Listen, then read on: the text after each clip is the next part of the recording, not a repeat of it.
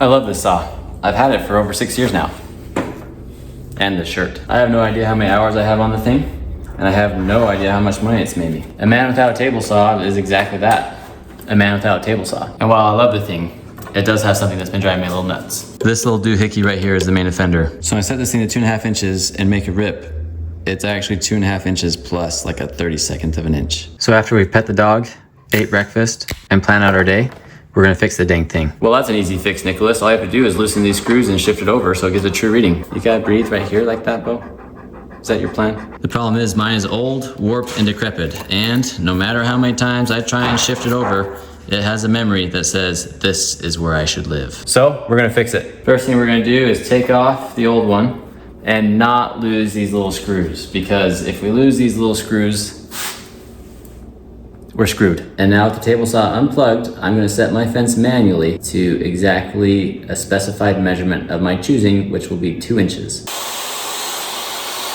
And now we're gonna double check our work and dial it in until we're dead on. And do as many times as you need to. But right now, I'm dead on at 2 inches. For all of 10 bucks, I got 2 of these on Amazon. There would be glare right there. And we're gonna ever so carefully line this up with that mark. And remember those 2 screws that we didn't lose? Because that way we're not gonna be screwed. We're gonna start to put these in very slowly and carefully so that everything stays nice and accurate. These plastic pointers have a type of memory. Once you screw it down in there really tight, it's gonna wanna always go back to that exact same spot. Now, best thing to do I found is to not over tighten just one screw.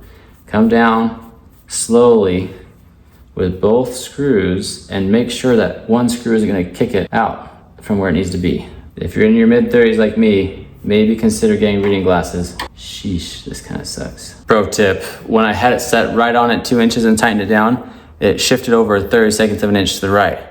So what I did was I backed it up slowly and I held it a 32nd of an inch to the left, so that way when I tightened it down, it landed right on the 2 inch mark.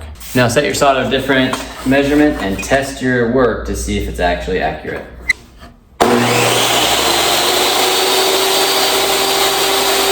Can't get much better than perfect, can you? If it's all perfect and your OCD is finally satisfied, you've won. Enjoy your saw and get back to happy cutting.